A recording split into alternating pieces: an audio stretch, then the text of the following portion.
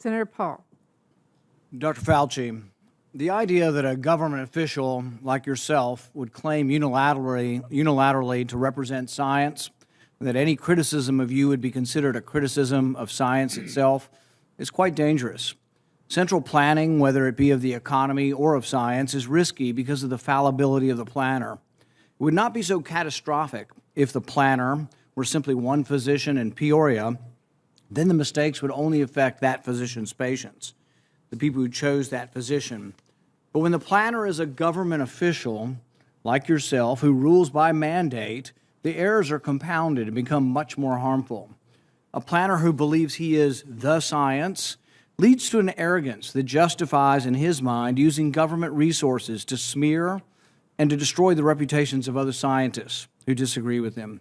In an email exchange with Dr. Collins, you conspire, and I quote here directly from the email, to create a quick and devastating published takedown of three prominent epidemiologists from Harvard, Oxford, and Stanford.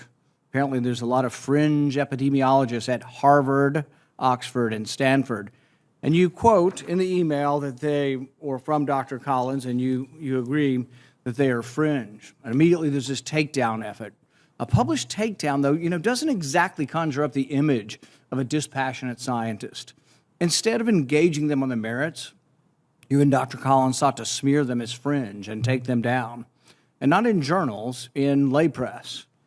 This is not only antithetical to the scientific method, it's the epitome of cheap politics, and it's reprehensible, Dr. Fauci. Do you really think it's appropriate to use your $420,000 salary to attack scientists that disagree with you?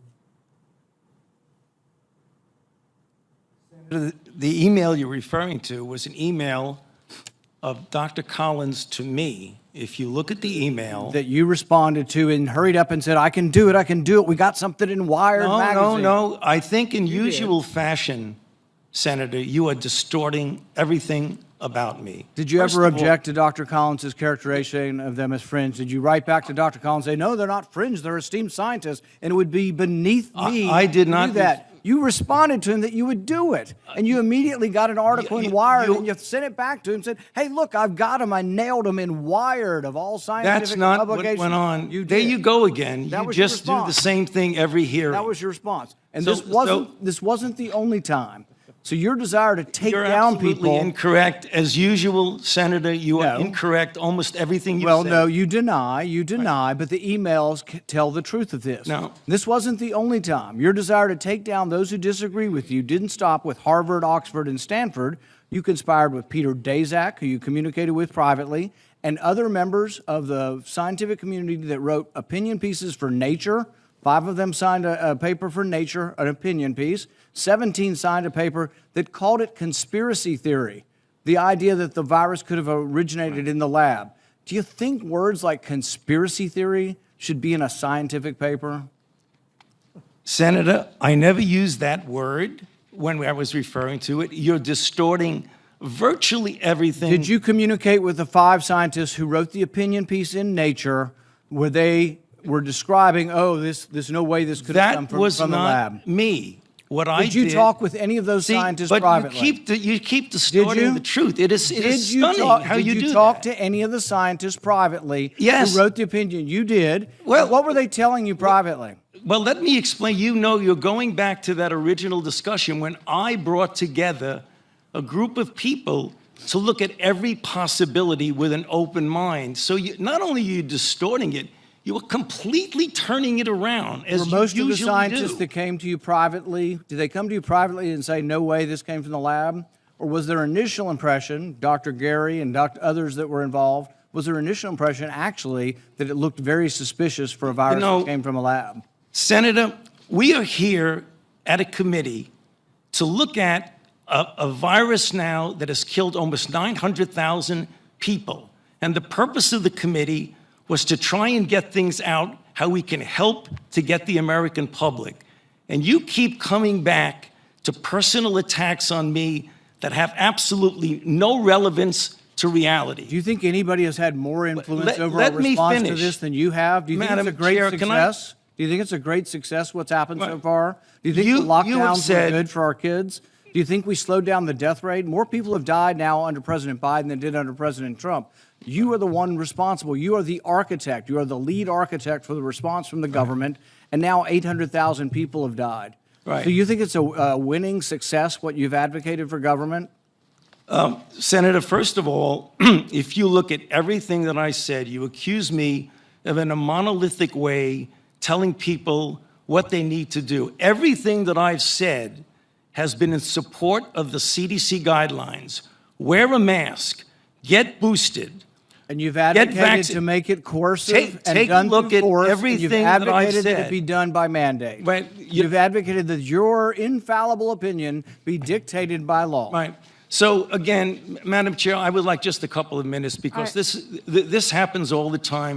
You personally attack me, and with absolutely not a shred of evidence of anything you say. So I would like to make something clear to the committee. He's doing this for political reasons.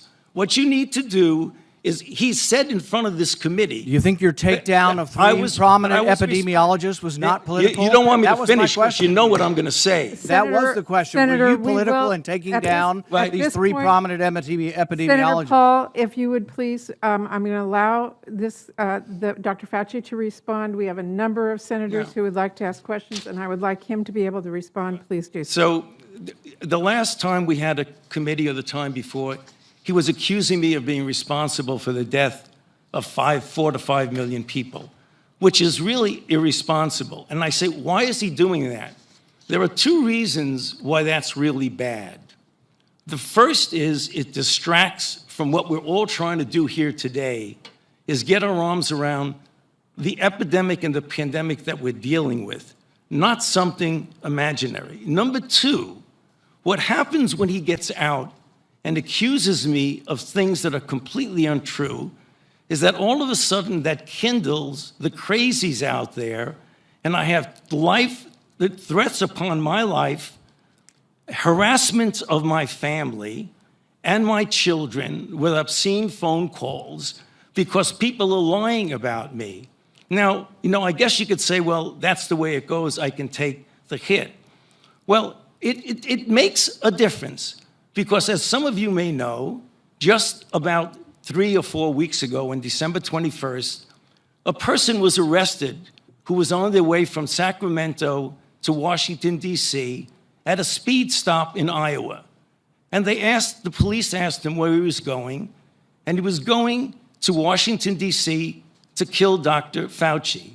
And they found in his car an AR-15 and multiple magazines of ammunition, because he thinks that maybe I'm killing people. So I ask myself, why would Senator want to do this? So go to Rand Paul website, and you see Fire Dr. Fauci with a little box that says, contribute here. You can do $5, $10, $20, $100. So you are making a catastrophic epidemic for your political gain. So you have politically attacked your colleagues and in a politically reprehensible way attacked their reputations. Okay, you won't defend it. No, you won't argue it. You'll just simply turn around the attack. We're going to continue this hearing. We have a number of questions from just other senators. One more minute, please. Well, Dr. Fauci, I really appreciate your response, but we do have a number of questions from senators, and we do have a second round, and I'm being asked to make sure that everybody has their time. So thank you. Thank you very much for allowing me, Madam Chair. Okay. We will move to Senator Murphy. Thank you, Madam Chair. Dr. Fauci,